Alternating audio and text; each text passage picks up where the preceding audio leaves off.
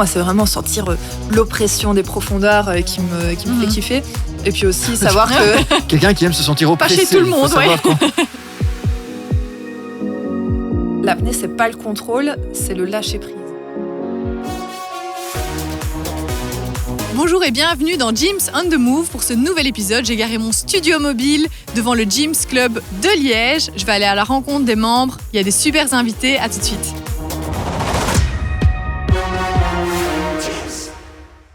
Bonjour et bienvenue dans Gyms on the Move, le podcast qui parle de fitness et bien plus que ça. Aujourd'hui, je suis devant le club Gyms de Liège, dans mon studio aménagé. Je peux vous dire, il fait pas très chaud ici, il fait même très froid, donc si on a le nez qui coule, c'est tout à fait normal. On va parler ici avec nos invités de stratégie et de techniques d'entraînement. J'ai été aussi à la rencontre des membres. C'est parti. Donc ma première invitée est Marine Simonis, donc vice-championne du monde de plongée en apnée. Comment vas-tu ? Très bien, merci. Et toi ? Et ça va super. Et mon deuxième invité, Olivier Van Heus, donc tu es coach et responsable de plusieurs clubs gyms ici en Belgique. Comment ça va ? Très très bien, très content d'être là. Merci de m'accueillir. D'ailleurs, j'ai entendu que tu étais aussi comédien, c'est ça ? Oui, c'est une autre vie ça. Mais en effet, je suis aussi comédien.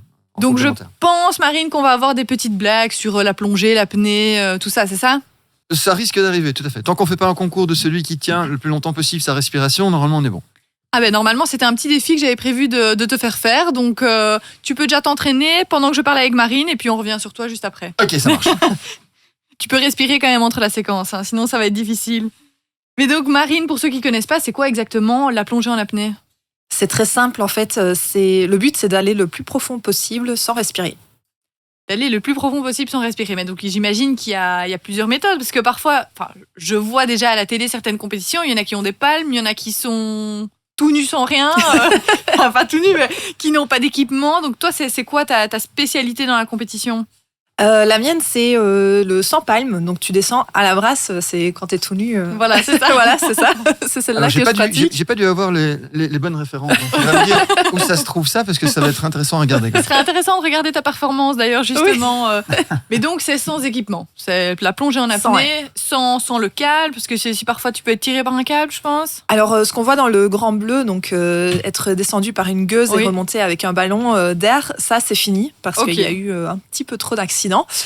Donc ça maintenant on ne le pratique plus en compétition et après tu as 4 disciplines qui sont encore pratiquées, donc soit la monopalme, soit la bipalme, soit tirer sur le câble, soit la mienne qui du coup est sans palme, sans rien du tout. T'as quand même un câble qui te guide et qui te dit où est la fin, mais c'est tout, tu peux pas t'en servir en fait. Mais donc toi, tu es devenue vice-championne du monde en Grèce, tu es descendue jusqu'à 64 mètres de profondeur. Mais donc ça représente combien de temps en apnée finalement ? Cette plongée-là, elle représente 2 minutes 40 pour descendre plus remonter. Oui, en général, c'est on essaye de se tourner vers du 1 mètre seconde, mais vu que c'est du sans palme et du coup un petit peu plus lent, là, tu es à plus d'1 mètre seconde. Et donc, comment tu as décidé de faire de la plongée, ton sport, quasi ton métier ? Comment ça t'est venu ? Ça m'est venu vraiment des cours d'un voyage où, au fur et à mesure, je commençais à aller découvrir les fonds marins à la nage. Et puis, j'ai découvert la plongée normale avec bouteille. Et c'est là où j'ai appris à compenser mes oreilles. Et puis là, ça a ouvert tout un nouveau monde pour moi, parce qu'une fois que j'ai commencé à pouvoir compenser les oreilles, je me suis dit mais c'est quand même génial d'y aller sans rien du tout. Écoute, je pense que tu vas venir en vacances avec moi me donner un petit cours, parce que j'adore plonger, mais j'ai tellement mal aux oreilles. Voilà, avec plaisir. Il y a tellement de choses, on s'en rend pas compte, qui peuvent être travaillées justement, tous des muscles que tu connais pas en fait, et qui sont hyper nécessaires justement pour pouvoir compenser les oreilles. Oui, c'est ça, parce qu'au final, je pense qu'il y a beaucoup de gens, il y en a qui sont plus sensibles que d'autres de base, mais il y a quand même des manœuvres Valsalva là où on souffle dans les oreilles, c'est pas ça ? Enfin, on souffle. C'est pas la meilleure, celle-là. C'est pas la meilleure. C'est celle-là que je tente. Peut-être qu'il faudrait que je change de technique pour aller. C'est pour l'haltérophilie. La manœuvre Valsalva, c'est pour autre chose. Oui, c'est ça quoi. Ouais, non, avec le Valsalva, en fait, tu peux avoir des problèmes au niveau des poumons en faisant cette technique-là. Donc, Bon, mais tu vas vraiment venir en vacances avec moi, me montrer comment faire. Parce que... Mais donc, tu as commencé, j'ai entendu, par la natation, et puis tu es venu l'apnée. Donc, au final, il faut quand même savoir nager assez bien. Parce qu'au plus tu nages bien, au plus tu sais aller plus vite et plus loin, j'imagine. La natation, ça m'a beaucoup aidé pour le 100 palmes parce que c'est là où tu as besoin d'avoir vraiment une technique qui soit hyper peaufinée. Par contre, dans la discipline où tu tires sur le câble, là, tu peux n'avoir jamais nagé de ta vie. Bon, tu iras certainement pas faire un record du monde là-dedans, mais tu peux avoir vraiment pas eu beaucoup de background en natation ou quoi. C'est dur pour remonter quand même, s'il a jamais nagé de sa vie. Ouais. Je pense que t'as appelé par le sommet, non ? Tu t'as envie de remonter d'office. Oui. T'as un peu cet appel, c'est instinctif. Je pense que quand t'es tout en bas, tu veux juste remonter et respirer. Oui, ça fait partie. Tu sais que quand tu descends, il faut remonter quand même. C'est ça, quoi. Mais donc, t'as fait de la natation, t'as été en vacances, t'as aimé la plongée, mais de là à aimer la plongée, mais à faire vraiment de là un sport professionnellement, comment t'as passé ce cap en fait ? En fait, quand j'étais nageuse, j'ai jamais eu le titre de championne de Belgique ou j'ai jamais eu de record de Belgique. Et ici, quand j'ai commencé à prendre mon premier cours, mon instructeur, il m'a dit « Ah, Marine, tu viens de descendre à 27 mètres sans palme. Je crois que le record de Belgique, il est pas très loin. » Donc, je me suis dit « Tu sais quoi ? J'ai jamais eu de record de Belgique. On y va. » Oui, si facilement t'arrives à y être tout prêt, avec un peu de travail, tu l'as eu donc ce titre. Oui, à ma première compète, du coup, quelques mois après avoir découvert l'apnée, j'ai fait ma première compète, j'ai fait mon premier record de Belgique à 41 mètres. Et puis après, je me suis dit, mais c'est quand même vraiment génial. Je m'étais jamais dit que je deviendrais pro là-dedans. Et puis au fur et à mesure des entraînements, des maîtres qui se rajoutent, et puis d'amis, j'ai une super amie qui m'a dit « Oh Marine, viens, on va essayer de se faire sponsoriser et tout. » Et puis en fait, le sponsor amène de l'entraînement et du coup, c'est comme ça que j'ai réussi à atteindre ces objectifs. Et au final, vas-y. Vous êtes nombreux à avoir ce niveau-là en Belgique, à savoir descendre dans les 41 mètres, dans les 60 mètres Non. Du coup, c'est vrai qu'en Belgique, pour le moment, on est assez... il n'y a pas encore beaucoup de filles qui veulent s'essayer justement à la profondeur en compétition. Donc, au niveau belge, il y a encore beaucoup de choses à développer. Maintenant, au niveau mondial, vu que le record du monde est en train d'être battu, il amène beaucoup de monde pour le moment sur le 100 palmes. Mais quand on voit un record qui est battu, on se dit s'il vient d'être battu, peut-être qu'il y a des nouvelles techniques, des nouveaux types d'entraînement. Depuis que j'ai commencé l'apnée il y a 6 ans, en fait, il y a énormément de nouveaux coachs, de nouvelles techniques. En effet, on sent vraiment qu'il y a une explosion au niveau déjà du nombre d'adhérents, de gens qui sont intéressés par ça, au niveau des médias. Et du coup, ça amène vraiment beaucoup de monde et ça fait repousser les records. Ouais. Oui. Et au final, qu'est-ce que ça te procure l'apnée ? Parce que c'est le sport, par exemple, moi je fais de la course à pied, je suis une passionnée par la course à pied, le trail, parce que j'aime me dépenser, j'aime la nature. Toi, au final, qu'est-ce que ça t'apporte l'apnée quand tu es comme ça, toute seule, dans le fond marin ? Alors, ce que ça m'apporte, l'apnée, déjà, ça change de la routine de kiné, comme tu connais. Oui. Donc vraiment, ça me permet de vivre juste des expériences de dingue dans l'eau et puis vraiment de me recentrer sur moi, être à l'écoute de tout ce qui se passe dans mon corps. Vraiment, depuis que j'ai commencé, au final, ça t'oblige à te rendre compte de choses qui se passent dans ton corps que tu n'as jamais pensé à réfléchir avant.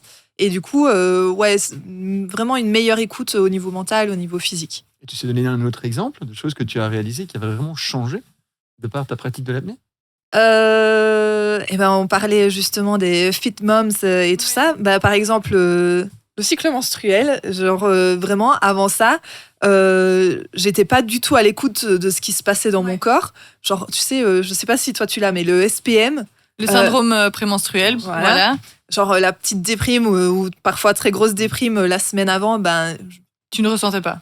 Si, je le ressentais, mais je savais pas que c'était lié à ça. Et puis au fur et à mesure des années à m'entraîner, je me rendais compte, mais punaise, c'est quand même terrible, tous les mois. Et puis je me suis dit, Ouais. Mais donc en fait, tu as vraiment pris conscience de ton corps. En faisant de la plongée, tu as su avoir des signaux de ton corps, j'imagine. Et là, tu as transmis ça sur ta vie de tous les jours, quoi. Exactement. En fait, ça m'a vraiment appris plein de choses au niveau perso. Et ça m'apprend à mieux gérer aussi toutes ces choses qui se passent chez moi. Et au final, qu'est-ce que tu ressens quand tu es à 64 mètres de profondeur, que tu bats ton record, quand tu es en bas, que tu dois remonter, tu ressens quoi ? Moi, j'ai souvent du mal sur la descente. Okay. En fait, c'est vraiment mon problème, c'est plutôt mental. C'est pas le physique. Donc, je sais que si j'arrive à la plaquette en bas, je sais que je remonte sans souci.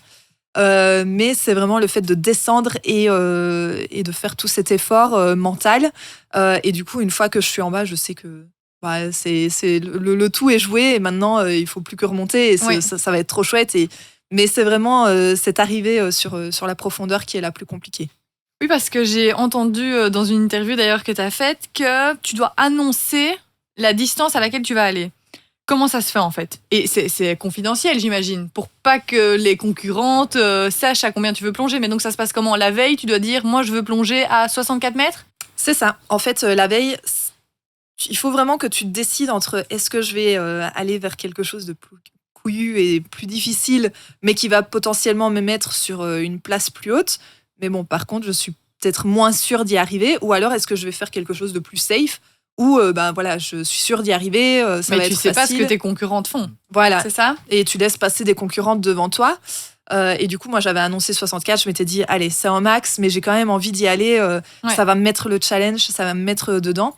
Et j'avais hésité avec 65 aussi. Et puis, je m'étais dit, non, Marine, on va pas aller voir trop grand. Et au final, j'ai 3 concurrentes devant moi qui avaient annoncé trop grand par rapport à ce qu'elles étaient capables de faire.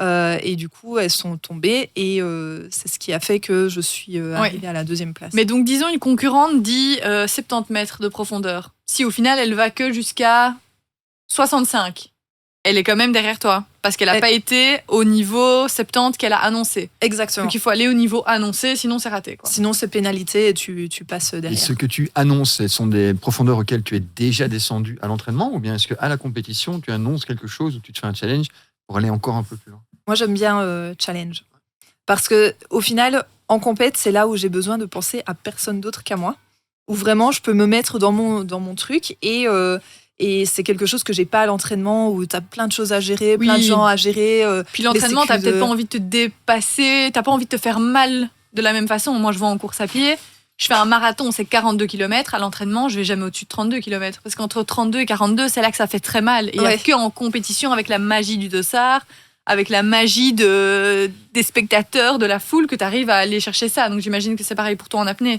Ouais, c'est ça, tu as toute l'émulation aux alentours qui vraiment te porte et te met dedans. Après, c'est vrai qu'il y en a d'autres qui plutôt vont annoncer moins en compétition parce qu'il y a le track quand même.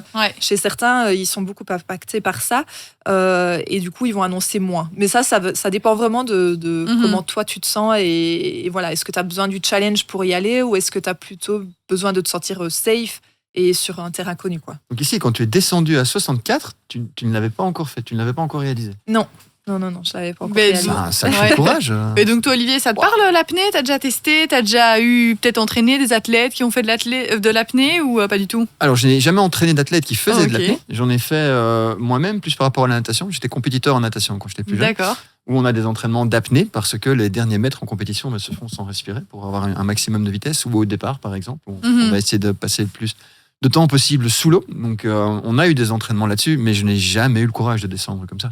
20 mètres quand même, tu me disais tout à l'heure. Oui, une vingtaine de mètres au Nemo. C'est très bien. Jusque-là, mais après, je remonte. J'ose pas rester. J'ai trop peur de ne pas savoir remonter. Oui, donc tu as déjà fait de l'apnée où tu descends dans une piscine très profonde, le Nemo 33 qu'on connaît, mais tu n'as jamais essayé, disons, de te mettre dans la petite profondeur en apnée avec les doigts croisés comme ça pour tenir le plus longtemps possible, pour le fun, comme tout le monde fait un peu. Pas avec les doigts croisés, mais on était accrochés à l'échelle où on descend là. Oui, en tant qu'homme, on ne descend pas dans la piscine par l'échelle, tout le monde le sait, on plonge. Mais donc on était accrochés en dessous à l'échelle pour essayer de rester le plus longtemps possible pour s'entraîner à ça, ouais. Et donc d'ailleurs, toi, dans tes entraînements, tu fais que de l'apnée en mouvement en brasse ou tu travailles et la brasse et l'apnée seule ? J'aime pas la statique. J'aime pas ça mentalement. Voilà, c'est dur. Je trouve pas mon kiff dedans. Moi, c'est vraiment sentir l'oppression des profondeurs qui me fait kiffer. Et puis aussi savoir que... Quelqu'un qui aime se sentir oppressé. Pas chez tout le monde, C'est la première fois que je rencontre quelqu'un comme ça. C'est fascinant quand même. Oui. Non, vraiment, il y a quelque chose qui se passe dans le corps, de se sentir opprimé. Et puis aussi de savoir que une fois que tu es descendu, tu peux que remonter en fait. Et en statique, c'est tellement facile de juste remonter la tête hors de l'eau et dire c'est bon. Oui, non, c'est clair. Moi, c'est vrai que le fait que tu n'aies pas le choix en fait de remonter à un moment, mais voilà, de ne pas avoir le choix directement, je remonte et puis c'est fini. C'est ce qui fait que j'arrive à descendre aussi. Mais donc toi, Olivier, avec ton œil de coach, est-ce que tu crois que l'apnée peut avoir des bénéfices sur des performances sportives, mais dans un autre sport? Oui, absolument. Déjà simplement l'aspect mental, savoir repousser comme ça ses limites, rester calme en toute situation, plutôt que d'aller chercher la haute intensité, l'adrénaline et tout ça, et tout ce qui peut se produire, parce que c'est le contraire. Dans beaucoup de sports, on va travailler sur l'autre système nerveux. Donc il y a, sans être trop technique, il y a un côté du système nerveux qui va tout mettre en route, avec toutes les hormones qui sont nécessaires pour aller chercher une perf, et il y a tout l'autre côté qui doit tout calmer, qui vient se mettre en marche une fois que la récupération doit s'enclencher. Alors que dans l'apnée, on va justement essayer de chercher à contrôler ce système nerveux qui va provoquer la montée d'adrénaline, de cortisol, l'augmentation du rythme cardiaque, qui va avoir comme effet d'augmenter la consommation d'oxygène. Alors que là, le but est de la diminuer au maximum. Donc c'est super intéressant de voir ce que ça peut apporter. Et d'ailleurs, il y a actuellement des réelles études qui sont menées encore là-dessus. C'est pas pour rien qu'on voit même des grands athlètes qui s'entraînent dans les fonds des piscines avec des kettlebells et des trucs comme ça, pour aller chercher cette privation d'oxygène qui apparemment stimule la production de globules rouges. Ça a même des effets sur la VO2 max, par exemple, sur le long terme. Sur la rate aussi. Oui, mais même augmente volume. Qui augmente au niveau du volume. Mais même ce qu'on disait, on connaît des athlètes de haut niveau qui sont trailers, qui au final, on remarque qu'ils sont très très forts parce que dans leur jeunesse, ils habitaient en Guadeloupe et qu'ils ont fait de la plongée, de l'apnée. Et donc on se dit, tiens, j'aurais peut-être dû faire ce sport-là plus tôt pour améliorer mes performances. Oui, tout à fait. Mais c'est quelque chose qui commence à être étudié seulement. Donc, on a encore très, très peu réel sur la fin de chaque étude là-dessus, il est marqué que plus d'études seraient nécessaires pour confirmer, comme dans toutes les études du sport d'ailleurs. Mais ça reste fascinant à voir. Et on a pu faire j'ai travaillé à un moment donné dans des laboratoires ou avec Luc Bosmans à l'université ici en Belgique, sur des tests à l'effort en VO2 max, en quotient respiratoire et tout ça. Et on avait testé des personnes sur leur consommation d'oxygène suite à des entraînements en apnée, où on voyait que ça augmentait. Donc, ce transport d'oxygène, il y a un effet qui se produit. C'est pas, on n'a pas encore pu remarquer que c'était transférable. C'est-à-dire que quand la VO2 max augmente, automatiquement, on peut s'améliorer dans les performances d'endurance. Mais sur des sports très spécifiques comme le trail de haut niveau, par exemple, je crois que là, il faut encore le mesurer. Ouais. Mais rien que l'aspect mental est fabuleux à explorer et voir ce que ça peut donner. Mais d'ailleurs, justement, l'aspect mental, c'est hyper important dans ce sport, j'imagine. C'est quelque chose que tu travailles à part ou que tu fais sur le terrain au final tous les jours à chaque fois que tu t'entraînes? Ou est-ce que tu as un ou une coach mentale qui s'occupe vraiment de cette partie-là? J'ai un coach mental qui a vu pas mal d'apnéistes passer par lui et vraiment, il a réussi à remettre l'église au milieu du village. Parce que quand tu commences de la compète, j'imagine pareil, pour toi, parfois ça peut dériver sur pourquoi est-ce que je fais ça. En fait, à un moment, il y a tellement d'entraînement, tellement de compétition, un peu d'ego aussi dedans, que tu te demandes au final pourquoi est-ce que j'ai commencé ce sport. Et du coup, revenir avec un coach mental aux bases de la motivation, du pourquoi, de la raison pour laquelle tu as commencé ce sport au final, ça a vraiment beaucoup changé pour moi dans ma pratique. Et du coup, j'ai aussi une autre coach mentale qui m'aide aussi ici à Liège. C'est ça, mais donc toi, Olivier, tu disais que l'apnée aide pour le côté mental sur d'autres sports, mais j'imagine que le mental va aider aussi pour l'apnée. Ah oui, bien sûr, absolument. À partir du moment, on en parlait encore là tout à l'heure, parce que ça reste quelque chose qui est très impressionnant de voir ne fût-ce que la préparation, la concentration et le calme qu'il faut pouvoir avoir quand on se retrouve à 60 mètres de profondeur avec cette pression qui vient se mettre pour rester en sécurité, ne pas avoir le cœur qui s'emballe, ne pas avoir les idées qui partent en panique et tout ça. Exactement. C'est quand même tout un contrôle, je pense. Donc, j'ai jamais coaché d'athlètes qui faisaient de l'apnée. Par contre, des grimpeurs, par exemple, en escalade, il n'y a pas la respiration à retenir, mais c'est le même principe. Il faut éviter d'avoir cette panique qui monte, la peur du vide, le cœur qui s'emballe et tout ça. Et c'est très bénéfique, c'est transférable sur d'autres domaines. Et pas que le sport. Moi, je suis persuadé que même dans ta vie privée, ça a dû avoir des répercussions qui sont très, très bénéfiques. Énormément, ouais. Et donc toi, Marine, ici, quand tu es en Belgique, tu t'entraînes chez Gyms. Exactement, ouais. Tu t'entraînes seule, tu t'entraînes avec des autres apnéistes. Comment est-ce que ça se passe, ces entraînements ? Alors, je fais de la prépa physique du coup, chez Gyms. J'étais ici à Liège toute l'année passée. Et alors, j'ai mon coach qui est un ancien champion du monde, lui en 100 palmes aussi, Morgan Bourki, qui me met des programmes en fait vraiment spécifiques apnée. Donc, je vais aller travailler sur le vélo en faisant de l'apnée à bike. Voilà, on n'a pas l'air très intelligent sur son vélo. Retenir ta respiration en faisant du vélo. Et il n'y a jamais un coach qui est venu te demander. Non, jamais. Madame, il faut respirer quand même quand on fait du sport. Parfois, les gens me regardent un petit peu parce que je suis super silencieuse et puis tout à coup.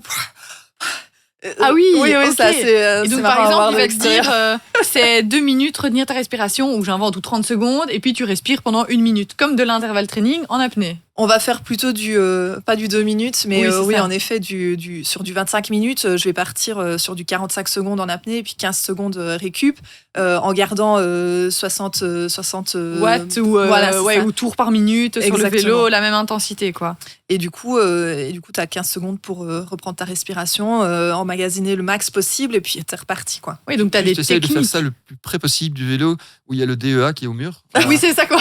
Histoire qu'ils n'en aient pas de surprise. Mais c'est vrai, t'es pas gêné de. T'as juste envie de prévenir. Les gars, c'est normal si je respire pas, hein, je vais faire des trucs bizarres. T'as pas envie de prévenir les gens avant de. Ou sur un t-shirt. Oui, ce serait encore pire en fait de prévenir.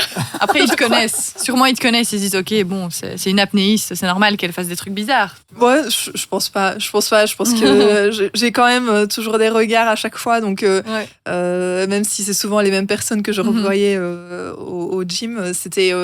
Il y avait quand même des regards qui se disaient un petit peu, mais qu'est-ce qu'il fout Tu t'imagines si t'as un client comme ça qui est en train de faire son intervalle et qui refuse de respirer, tu vas te dire aussi, tiens. Ouais, moi je me demanderais, maintenant je lui poserais la question, est-ce que tu fais de la compétition en apnée, oui ou non? Comme ça au moins ça évite. On sait qu'on peut laisser tranquille. Mais c'est ça. Voilà. Et donc ici tu t'entraînes soit seul, soit avec des personnes, j'imagine, qui font aussi de l'apnée. Et alors quand tu es en stage d'entraînement, là tu as tout un groupe belge ou un groupe international? Je suis basée à Nice, donc mon club de cœur d'apnée, il est basé à Nice. Donc là, c'est là que j'ai vraiment toute l'équipe avec qui je m'entraîne, avec qui on se soutient mutuellement quand ça va pas, quand ça va bien aussi, on célèbre tout ensemble. Et du coup, ici en Belgique, je suis plutôt seule en effet. Je ne pratique pas l'apnée seule en piscine parce que ça c'est dangereux de ne jamais en faire seule. Mais par plutôt contre, sur le vélo tout seul. Voilà, sur le vélo, et c'est à l'air libre, donc il y a beaucoup moins de risques. Et puis, je suis pas dans l'hypoxie non plus, je travaille pas l'hypoxie, donc je travaille l'hypercapnie. C'est des termes un petit peu plus techniques, mais il n'y a pas de risque de faire de syncope sur mais donc, vélo. Hypoxie, c'est en privation d'oxygène, et hypercapnie, c'est quand tu hyperventiles, c'est ça?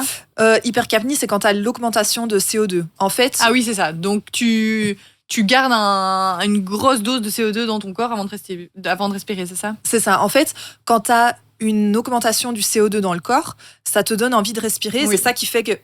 Ouais, que tu as des pulsations comme ça. Voilà, des contractions au niveau de la cage thoracique, justement, pour inspirer. Mais ça ne veut pas dire que tu es en hypoxie. Ça veut juste dire que tu es en hypercapnie.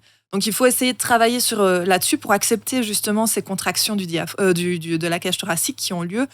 Parce que il y en a encore sous le pied, il y en a encore sous le capot. Et ça d'ailleurs, c'est un travail mental ou c'est un travail, on va dire, physique où tu arrives à arrêter ces contractions? Ou alors tu as les contractions, mais tu sais que c'est normal et tu vis avec? Enfin, jusqu'à remonter à la surface, quoi. Il y a une partie, en effet, physiologique où plus tu vas entraîner cette hypercapnie et plus les contractions vont arriver tard, donc ce sera plus agréable de retenir ta respiration.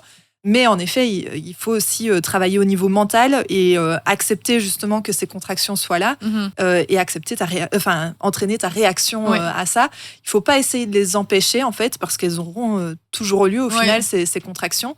Il faut juste apprendre à les accepter et accepter c'est pas une douleur mais une sensation désagréable qui c'est la survie quoi. C'est automatique j'imagine. Oui. Et ici quand tu es chez Gyms, tu travailles dans la salle sur le vélo, tu as d'autres machines que tu fais? Ouais, tout ce qui est renfort musculaire spécifique justement à ma discipline parce que je vais pas travailler la même chose si je veux m'entraîner pour de la monopalme ou du bipalme et pour du 100 palmes. Donc tout ce qui est haut du corps, tirage, bas du corps aussi. Enfin, c'est vraiment hyper complet. Il y a plein de choses à travailler en apnée, ouais. Tu voulais dire ? Et à partir de quel moment est-ce que cette hypercapnie se déclenche quand tu fais des plongées comme ça pendant 2 minutes 40 jusqu'à 64 mètres ? Combien de temps est-ce que tu arrives à gérer ça ? Ouais. Ou est-ce que c'est dans les 10 derniers mètres que tu les ressens ou ça commence avant même d'arriver en bas ? Alors, ça dépend un petit peu de toi, déjà.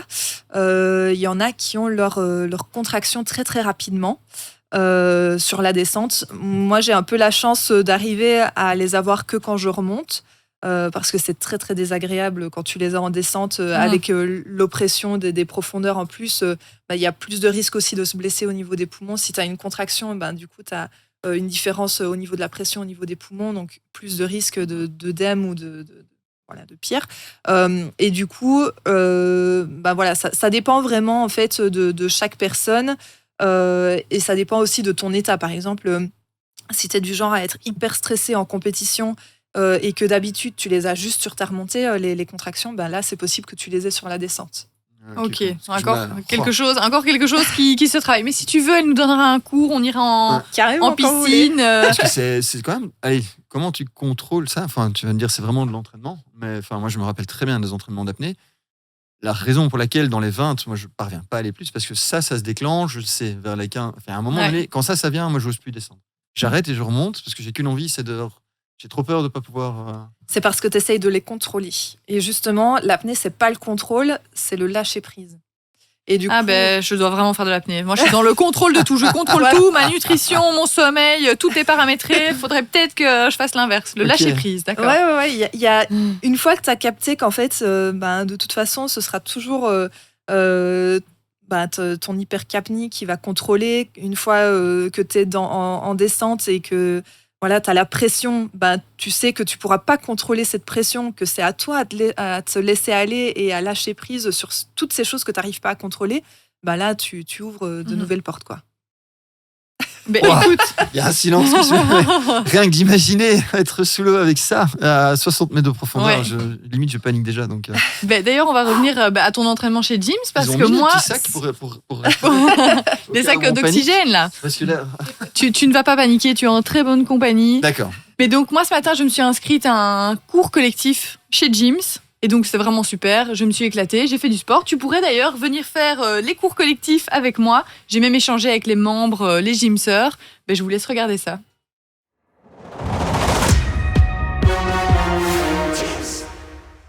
C'est mon tour d'aller tester un cours collectif. Apparemment, c'est le Total Body. J'espère que ça va aller. En tout cas, l'ambiance est dingue. Suivez-moi.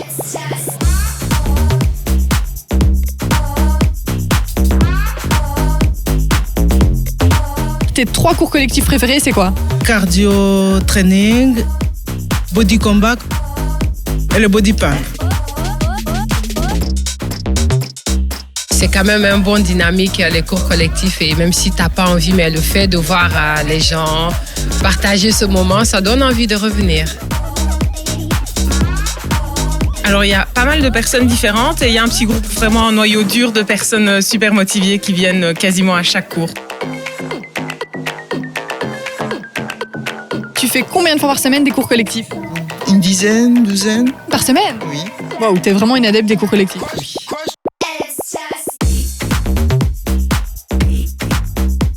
Le fait de venir partager le même, on va dire, un même objectif avec plusieurs personnes, c'est un moment de partage et de plaisir. En même temps, quand tu finis ça, tu rentres chez toi, tu es très à l'aise, tu te sens bien.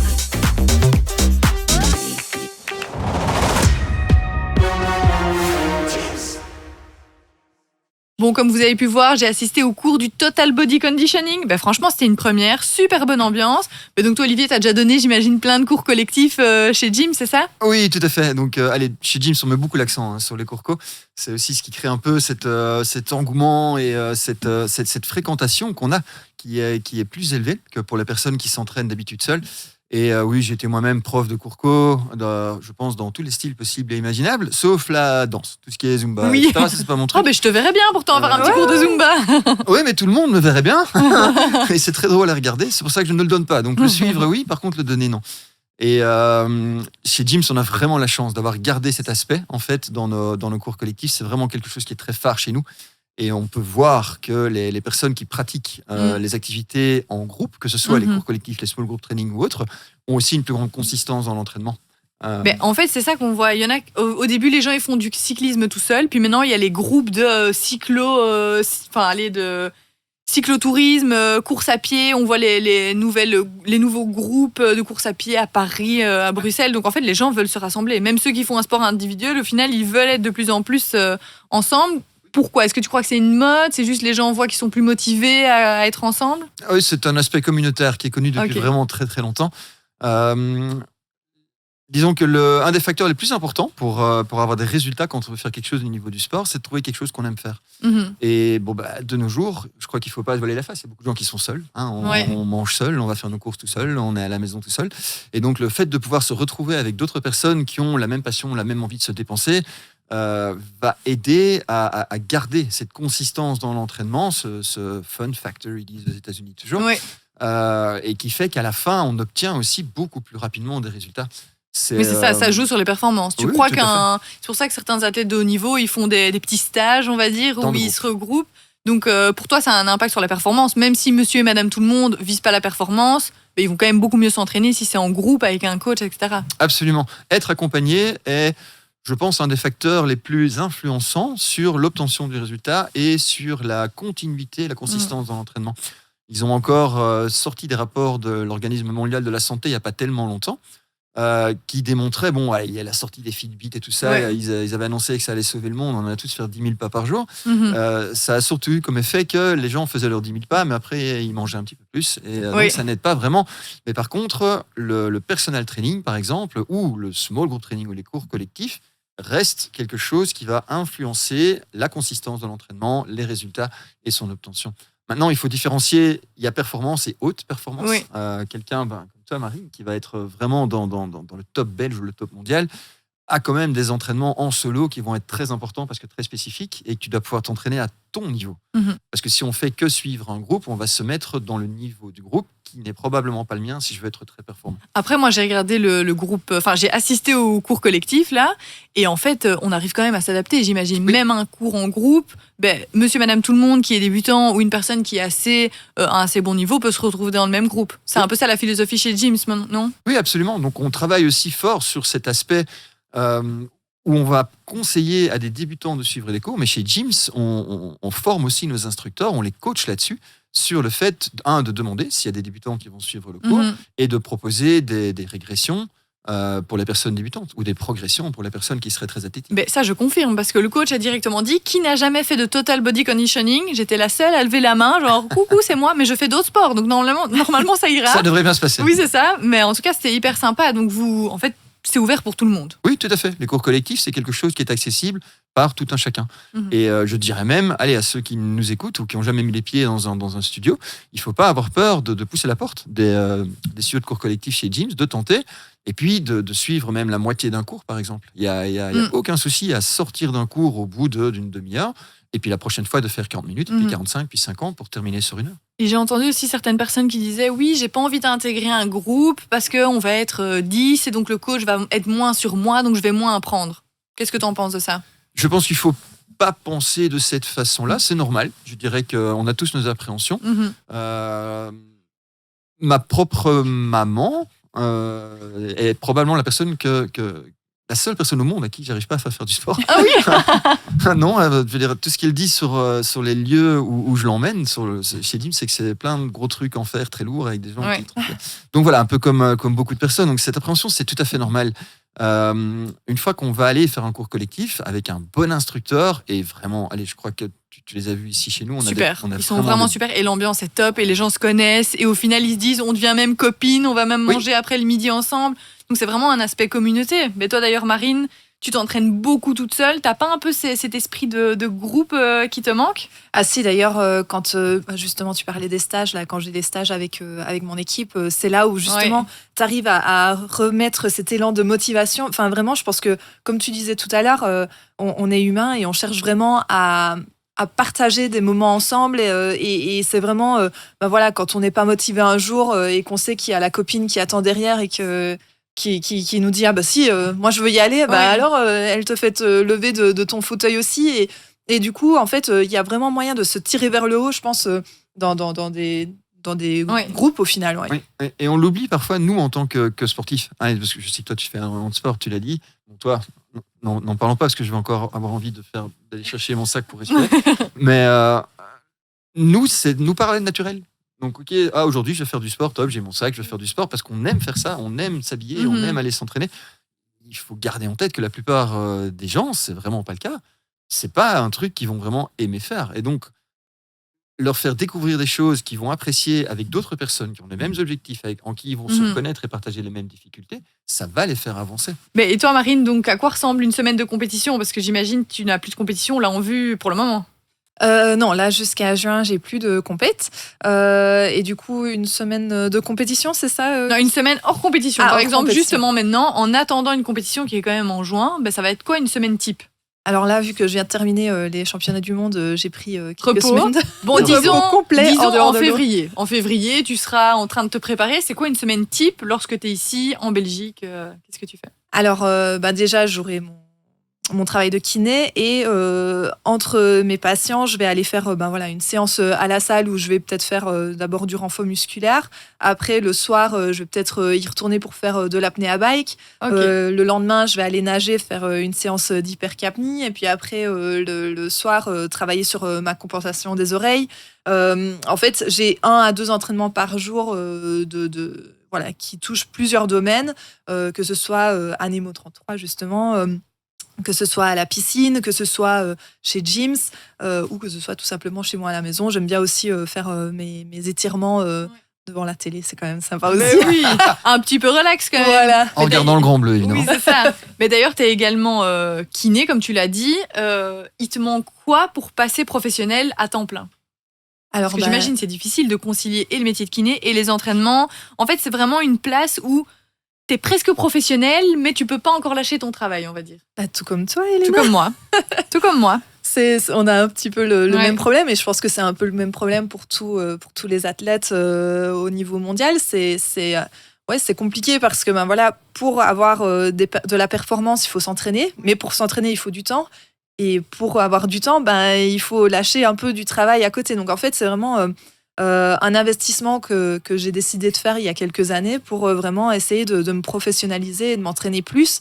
Et essayer d'arriver à trouver des sponsors qui acceptent de faire c'est évoluer. surtout aussi le repos. Par exemple, moi, je vais m'entraîner 15 heures par semaine. Si j'arrête de travailler, c'est aussi pour avoir des meilleures périodes de récupération qui vont me faire progresser.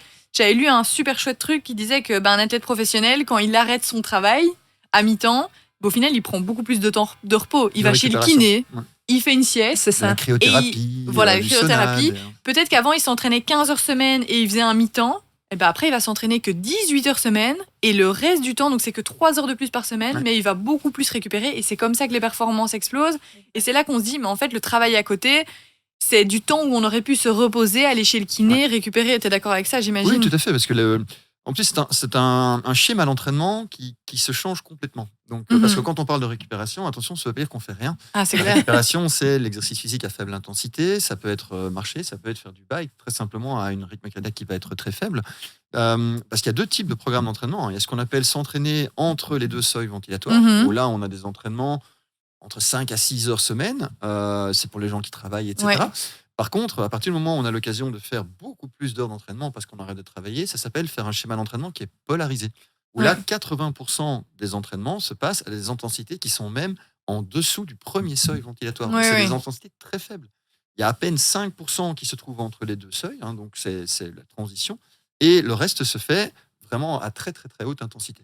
Donc, on passe énormément de temps à récupérer. On passe un petit peu de temps en très haute intensité, mais très peu entre les 2. Ah, mais c'est vrai que moi, pendant ma préparation marathon, je courais à mon pic 100-110 km par semaine. Ouais. Mais c'est 80% du temps, footing, facile. Mais évidemment, on va plus vite que quelqu'un qui fait un footing normal. Mais c'est vraiment la récupération active et faire du jus, quoi. Faire du volume. Faire du volume d'entraînement. Ton cœur, c'est une pompe. J'imagine que toi aussi, c'est ce que tu fais, Marine. C'est beaucoup de volume d'entraînement pour augmenter ta capacité cardiaque, pulmonaire. Oui, voilà, c'est ça. C'est vraiment essayer de diminuer ton rythme cardiaque au repos, vu que tu essayes avoir un rythme cardiaque qui est vraiment très très bas pour éviter de pomper justement de l'oxygène quand tu es en bas. Donc ça fait partie intégrante de l'entraînement. Ouais. Mais là, on voit vraiment ici cet effet. qui va être transférable. Donc le fait de faire de l'activité physique cardiovasculaire va faire en sorte que le rythme cardiaque au repos descend. C'est un des premiers symptômes d'ailleurs d'une meilleure condition physique, c'est le rythme cardiaque au repos qui va redescendre, qui va être très profitable. Oui, très bénéfique pour toi, c'est clair. Mais donc, est-ce que ton entraînement va changer les semaines avant ta compétition ? Ah oui, je vais faire... Parce qu'en fait, le problème avec l'apnée, c'est que plus tu vas avoir de muscles, plus tu vas consommer de l'oxygène. Donc, il faut un petit peu essayer de jauger justement entre avoir des muscles qui soient bien présents. Oui, pour nager vite, pour descendre vite, quoi. Voilà, pour avoir une bonne technique, pour avoir une bonne prise d'eau, etc. Mais pas être en hypertrophie pour pas augmenter trop... Voilà, c'est ça. Et donc, tu vas diminuer la musculation proche d'une compétition ? Je diminue la muscu, je fais un entretien, mais par contre, je vais diminuer à ce niveau-là et je vais passer beaucoup plus de temps en profondeur. Je suppose que tu diminues les charges automatiquement. On va arrêter de pousser du lourd, etc. pour éviter l'hypertrophie. Plutôt aller chercher la capillarisation des fibres et de nouveau ce transport d'oxygène qui va être capital. C'est clair. Et d'ailleurs, toi, Olivier, tu es spécialisé dans tout ce qui est technique d'entraînement. Oui.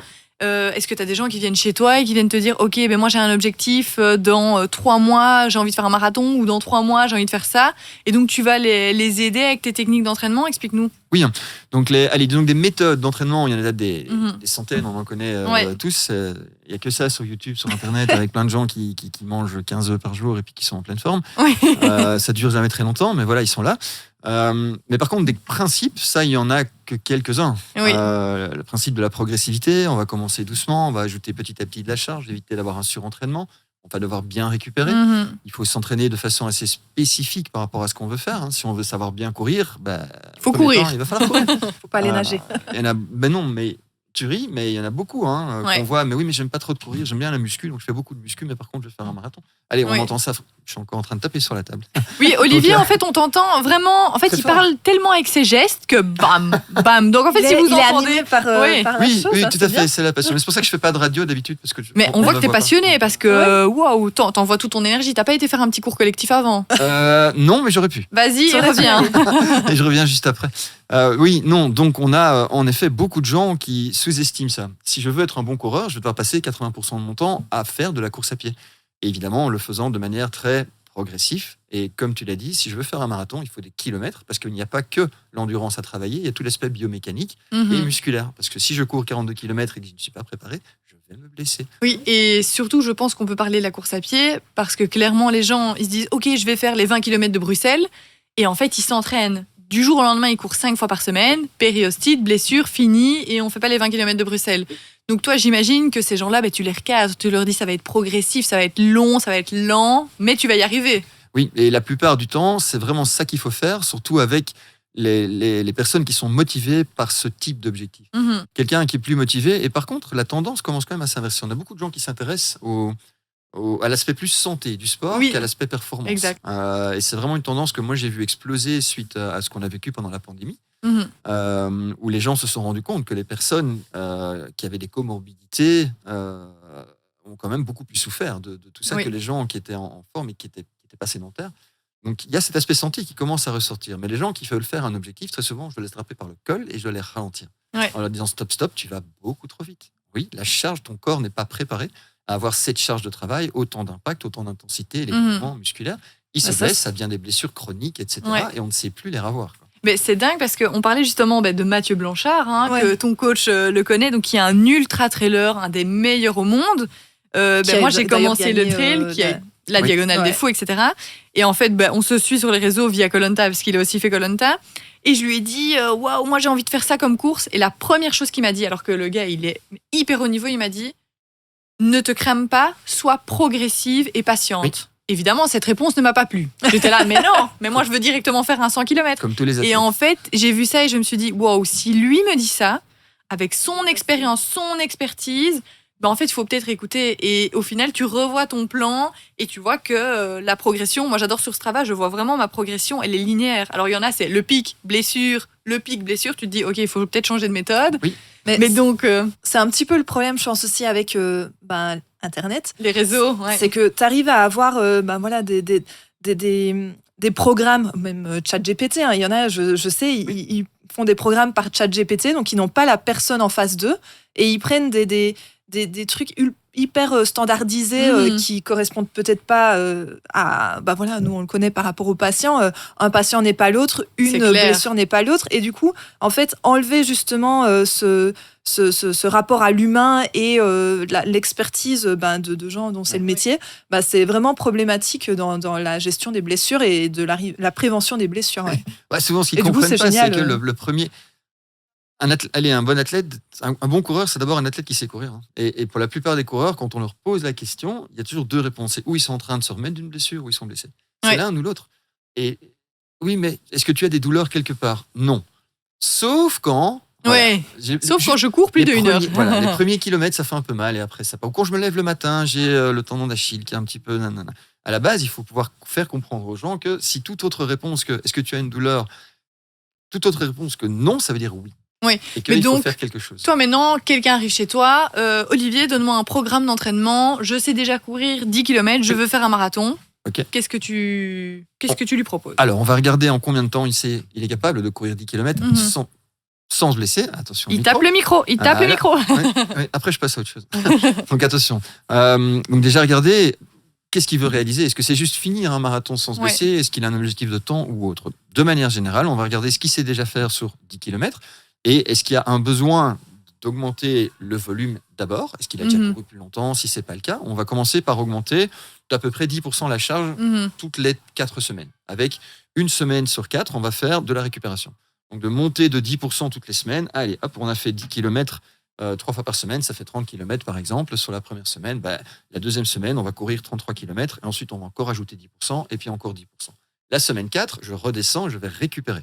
Et après, je recommence un nouveau cycle un petit peu plus haut et je remonte progressivement pour redescendre, pour l'amener petit à petit à avoir un gros volume. Et donc, c'est hyper intéressant pour des personnes qui pensent que c'est juste une courbe linéaire qui monte. Non, ce n'est pas linéaire. Parce qu'au final, on monte, puis on récupère, et puis on remonte, on récupère. Sans ces phases de récupération. Le corps n'est pas fait pour constamment s'améliorer. Il faut des phases de récupération et lui permettre, pendant cette récupération, de créer les améliorations, parce que le corps réagit par système d'alarme. C'est on m'a imposé un certain stress et je dois aller m'adapter par rapport à ce stress. Mais les adaptations demandent de l'énergie. Donc, si on continue à faire de la progression, ça demande beaucoup d'énergie.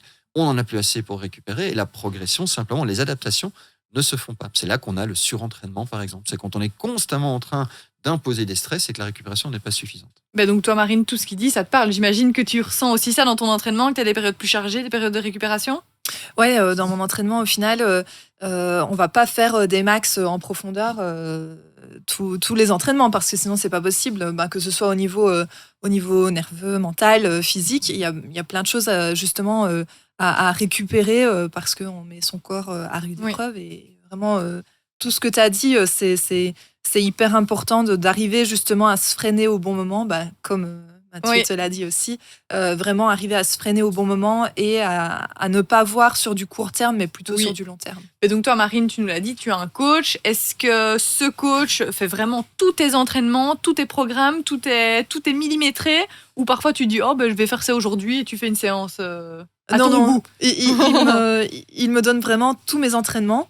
D'ailleurs, c'est génial parce que ça enlève une charge mentale qui est... tu vas pas penser à ce que tu vas faire, tu as quelqu'un qui te... Voilà, quand déjà en plus tu dois organiser tout ton emploi du temps par rapport au boulot, par rapport à la vie de tous les jours, sortir tes baskets et y aller. Mais voilà, quand tu es seul, c'est un peu plus compliqué. Donc c'est chouette d'avoir des groupes justement et du travail en groupe qui est fait. Mais du coup, avoir en plus la charge de devoir faire tes propres entraînements, etc. Réfléchir si c'est bon pour toi. Voilà. Pas trop loin, pas assez. Mais donc toi, Olivier, qui entraîne parfois des sportifs vraiment amateurs, quel est le rôle d'un coach pour ces personnes-là qui visent pas la performance, mais qui visent juste un objectif de poids, un objectif juste de santé? Oui, alors c'est super intéressant de parler de ça parce qu'il y a une grande différence entre coacher quelqu'un qui veut aller vraiment vers de la performance et qui fait partie d'un top 10 ou comme toi. On parle plus d'un entraîneur qu'un coach. L'entraîneur, c'est mon rôle est de t'amener vraiment à faire la top performance. La meilleure manière d'y arriver, voilà la façon, c'est prouvé scientifiquement. Je dis mon entraînement, c'est ça que tu dois faire et pas autre chose. Quand on va coacher quelqu'un purement pour son bien-être, il veut perdre du poids, etc., c'est radicalement différent parce qu'on peut avoir 3, 4 ou 5 façons d'arriver à faire perdre 20 kilos ou perdre 10% de matière grasse à quelqu'un. Ça dépend de l'objectif qu'il va avoir ou prendre du muscle. Eh bien, je ne vais pas spécifiquement aller choisir la manière la la plus rapide ou la plus efficace. Je vais regarder dans les façons de faire qu'est-ce qui va plaire le plus à cette personne. Les contraintes, boulot, famille. Et c'est là-dessus que je vais jouer. Parce que si je lui demande de faire des choses qui ne vont pas lui plaire ou qui vont être trop contraignantes, ça va s'arrêter. Et toutes les études autour de différentes méthodologies d'entraînement, que ce soit pour la nutrition, avec tous les trucs Weight Watchers, le régime tâche, tout ce qu'on connaît, la seule chose qui fait qu'on a du résultat, c'est la consistance dans le suivi du programme qu'on a. C'est pas le type de programme. Quelqu'un peut faire il y a eu encore dernièrement aux États-Unis vraiment un truc qui était vraiment super où ils ont fait faire à plusieurs groupes de l'entraînement haute intensité, du steady state training, donc l'entraînement à basse intensité très longtemps, très longtemps, ou alors vraiment purement de l'intervalle, pas en haute intensité, mais de l'intervalle plus extensif. Eh bien, ils avaient dans tous ces groupes-là, pour toutes les personnes qui avaient continué à faire ce qu'ils faisaient, des résultats plus ou moins similaires, avec certains qui étaient un peu plus au niveau des développements musculaires, l'autre un peu plus au niveau de la masse grasse, mais c'est quasiment insignifiant sur des athlètes non professionnels. Sur la plupart de la population, ils bougent pas, ils se mettent à bouger et ils vont avoir du poids. Et ça va suivre. Mais les seuls qui avaient quelque chose, c'est ceux qui ont continué à faire ce qu'ils faisaient. Et quand on leur demandait pourquoi vous continuez, parce qu'on aime ça. J'aime ça, exactement. Si on donne quelque chose que la personne n'apprécie pas, ça ne va pas fonctionner. Tout à l'heure, j'ai été à la rencontre des Gymsers et je leur ai posé des questions, donc regardez leurs réponses.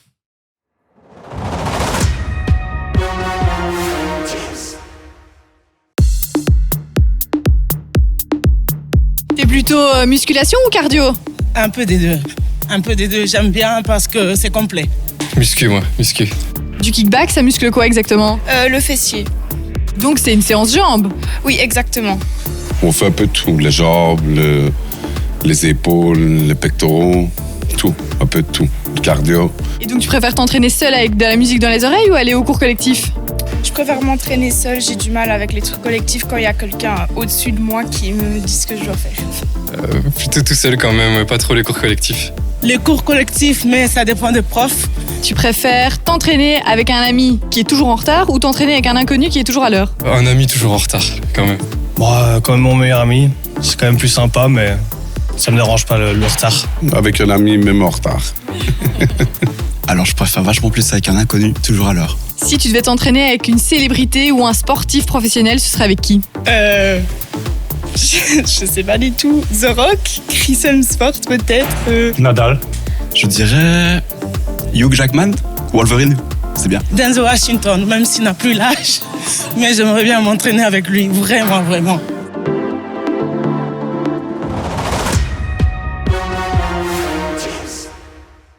Et toi d'ailleurs en tant que coach, tu pourrais coacher un footballeur à atteindre ses objectifs, comme un marathonien, comme une personne. T'arrives vraiment à avoir un panel de connaissances spécifiques pour pouvoir aider chaque personne. Alors oui, j'ai eu vraiment la chance de participer à énormément de formations, que ce soit académique, à travers l'éducation physique il y a 25 ans. Moi, je vais bientôt avoir 50 ans, donc je fais partie un peu des anciens du fitness. Mais de participer à beaucoup de spécialisations. Mais par contre, je connais aussi le niveau auquel je dois m'arrêter. Donc oui, je peux coacher un footballeur, mais pas le top 100. Je pourrais pas coacher Mbappé, par exemple, ou Messi. Ou comme par exemple te coacher toi, ça, ce serait pas possible. Tu me dirais, écoute, j'ai besoin de me remettre en forme, j'ai arrêté l'apnée depuis 2 ans et j'ai besoin d'autres conditions physiques. C'est ça. Pas de souci. Maintenant, mais spécifique. Voilà, tu veux passer de 40 mètres à 60 mètres, ça, c'est vraiment pas mon travail. Donc, on a ce qu'on appelle en coaching la loi du rendement décroissant.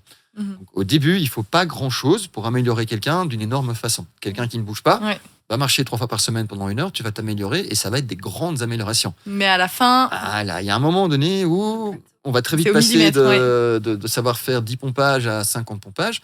Mais par contre, aller vraiment chercher cette dernière limite quand quelqu'un est dans cette courbe de progression qui progresse de moins en moins vite, en ayant besoin de plus en plus de stress qui deviennent de plus en plus spécifiques, là, moi, je m'arrête très souvent. Et toi, donc Marine, tu t'entraînes hyper spécifiquement, j'imagine, parce que l'apnée, c'est pas comme tous les autres sports communs. Est-ce que tu utilises des techniques spécifiques ? J'ai entendu, tu utilises l'hypnose, l'auto-hypnose et tout ça ? Auto-hypnose. Auto-hypnose, ouais.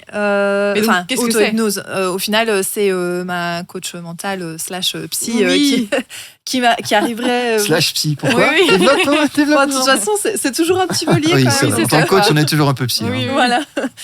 Et du coup, c'est vraiment elle qui a réussi, sur certaines séances, à me mettre dans un monde complètement différent et à vraiment me faire ressentir arriver à me remettre dans des situations de performance en emmagasinant que des sensations positives. C'est des émotions voilà. que tu ressens et donc elle pourrait te remettre dans son cabinet au jour J où tu as gagné ta compétition. Et c'est vraiment ça qui fait la différence. Et c'est ça que j'essaye de faire. La veille, par exemple, de mon 64, j'étais jamais allée à 64 en vrai, en physique. Je me la suis fait 3 fois. Pardon ? Combien déjà à l'entraînement ? J'avais fait 63 l'année d'avant. Et c'est ça. Et donc, en fait, mentalement... C'est un peu comme ce que tu disais, au final. On atteint un plateau, c'est hyper facile de rajouter des mètres les premières années. Puis après, tu rajoutes parfois 1, 2, 3 mètres maximum sur une année. C'est ça qui est difficile, ouais. Et c'est difficile à gérer, justement, à augmenter ta performance tout en restant bien motivé et en faisant face à des échecs aussi, parce que ça entraîne ta résilience. Et de combien de mètres tu dois annoncer ? Tu peux par exemple dire 64,3 ou ça doit être demi ou c'est par mètre ? Ouais, par mètre. Et donc toi tu parles de technique auto-hypnose, tu fais aussi la visualisation, j'imagine. Tu fermes les yeux et tu te vois réussir l'objectif. C'est ça, en fait. T'essayes vraiment d'avoir déjà vécu ta plongée la veille. Et c'est ce que je disais, les 64 mètres, je les ai fait 3 fois la veille dans ma tête. Et du coup, en fait, vu que tu entraînes ta tête à déjà y aller. Même tes neurones moteurs et tout ça. Donc au final, c'est comme si tu l'avais fait. Voilà, c'est ça. Mais dis-toi, moi j'ai une coach mentale aussi. Et t'inquiète pas qu'avant mon marathon, elle m'a aussi fait faire des exercices en disant non, en fait, au 35e, quand tout le monde meurt, toi, tu ne vas pas mourir. Tu ne vas pas être fatigué. Tu vas justement ressentir de l'énergie et aller plus vite. Et en fait, on voit dans mes courbes du marathon que j'ai eu un coup de mou 2-3 km et puis j'ai jamais été aussi vite. Donc tu te dis, waouh, ce travail mental, l'impact que ça a. Et en fait, c'est très sur les sensations que tu ressens. En fait, je pense que ça fait que quelques années qu'on met le focus. Enfin, moi, quand j'étais nageuse, c'était vas-y, t'enchaînes 5 km sur différents exos à la piscine et puis c'est tout, quoi, tu vois. On parlait, je n'ai jamais entendu le mot coaching mental ou travail mental dans la vie de tous les jours quand j'étais nageuse ado. Et c'est vraiment, j'ai l'impression depuis quelques années que les langues elles se délient et qu'on parle un petit peu plus aussi chez les sportifs de haut niveau. C'est pas facile mentalement, c'est pas la belle vie non plus H24. Il y a des difficultés partout.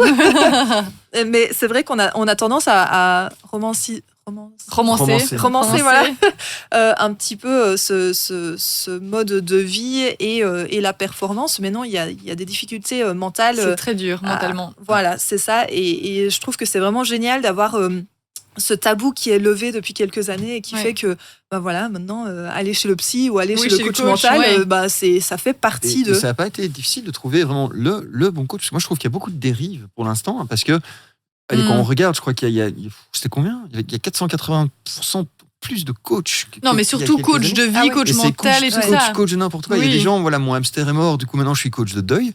C'est vraiment dingue. En fait, c'est beaucoup de personnes qui, par exemple, ont vécu une dépression, qui se disent coach dépression. Ok, mais tu as vécu la dépression, mais est-ce que tu sais aider quelqu'un à la vaincre ? Mais donc ça, c'est un autre chose. Un séminaire de 3 jours et maintenant moi je suis coach et j'ai des belles cartes de visite, mais c'est tout. Et toi d'ailleurs, Marine, en termes d'objectifs spécifiques, est-ce que tu as un rêve ? Est-ce que tu as un objectif ? Est-ce que tu as un défi que tu veux te lancer ? Parce que quand on est championne du monde, ok, tu voudrais être championne du monde, mais est-ce que tu as autre chose en vue ?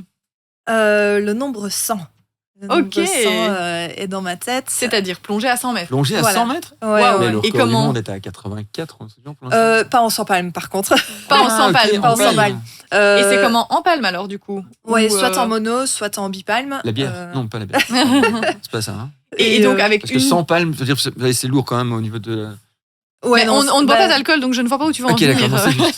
Un record, c'est un record, je veux dire, s'il faut accompagner. Donc avec 2 palmes ou une palme. Ouais, c'est ça. Et ça, est-ce que c'est un record ou c'est un chiffre ? Tu veux 100 mètres Non, c'est une barrière mythique, en fait. Ouais, c'est clair, parce qu'il se passe beaucoup plus de choses. Le monde, c'est quoi le record avec palme ? Avec palme, chez les femmes, il est à 123 en monopalme et en bipalme, il est à 116.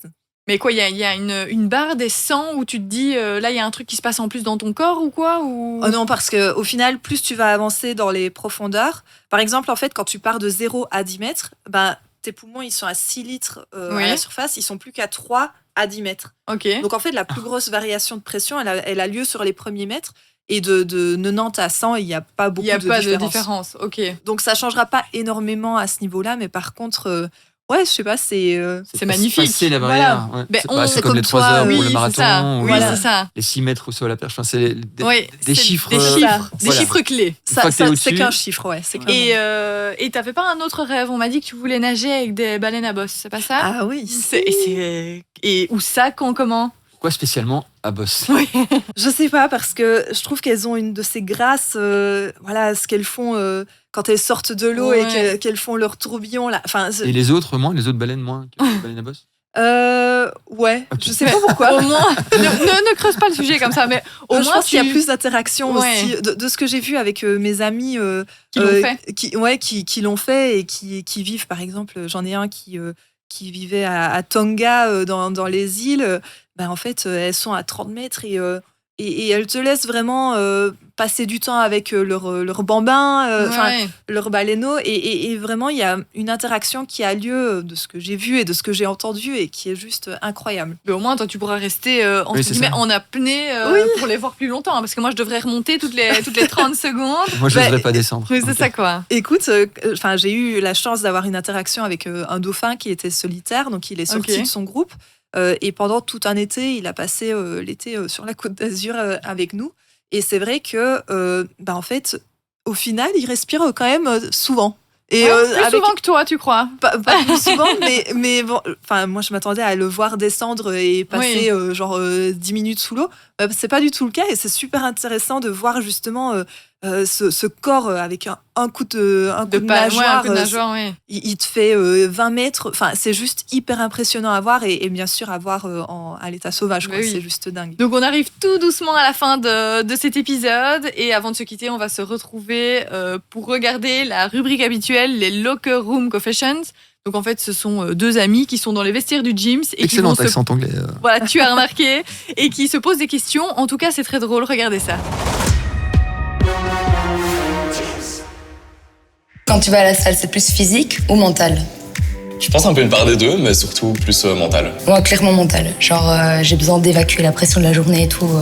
Est-ce que ça t'arrive de copier les exercices d'autres dans la salle? Clairement. Parfois, il y a des gars qui font des petits exos dans les poulies. Je me dis, c'est quoi ça? J'ai jamais vu. On doit lui demander pour me dire comment faire. Si tu dois emporter avec toi un équipement accessoire fitness sur une île déserte, tu prends quoi? Ouf. Je pense des parallettes. Ou peut-être des élastiques aussi. Sur une île déserte? Je sais pas, il y a des arbres. Quel genre de bruit je fais quand je suis à la salle? T'es assez silencieux. Je pense que niveau bruit, ça va. Grimace peut-être. Grimace d'office. Grimace quand je fais des tractions. Je suis... Ouais, il y a moyen. Quelle est ton excuse préférée pour pas venir à la salle? Soit je suis malade, je fake un peu que je suis malade, un petit mal de tête, ou ma belle excuse c'est j'ai cours ou je dois étudier. Moi j'en ai beaucoup aussi. Pas dormi, j'ai les règles, j'ai pas assez mangé, il y en a beaucoup. C'est quoi ton dernier selfie à la salle de sport? Je pense que c'est plus des petits trucs comme ça, genre... Jason qui m'a targeté pendant un exo. Est-ce que t'as un petit fun fact sur quelque chose qui t'est arrivé au Gyms? Peut-être nos premiers entraînements ensemble, en mode comme je t'ai ramené à la salle et que personne ne te connaissait, tout le monde me demandait si on était collègues. Ouais, c'est collègues. Parce que c'était encore un petit peu ambigu entre nous à ce moment-là, donc je n'osais pas trop dire. Ouais, c'est sérieux.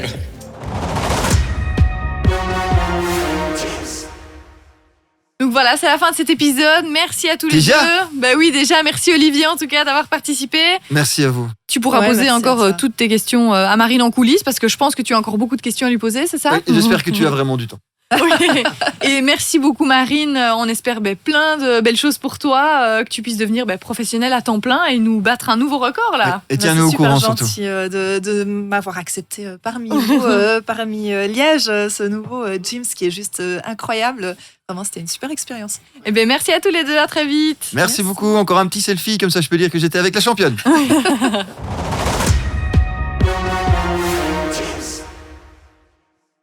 Merci à tous les auditeurs d'avoir écouté le podcast jusqu'au bout. N'oubliez pas de vous abonner sur Spotify, sur Apple Podcast, de nous suivre sur YouTube aussi. Et alors, si vous voulez les petites coulisses, ce sera sur l'Instagram de Gyms Belgium et sur TikTok évidemment.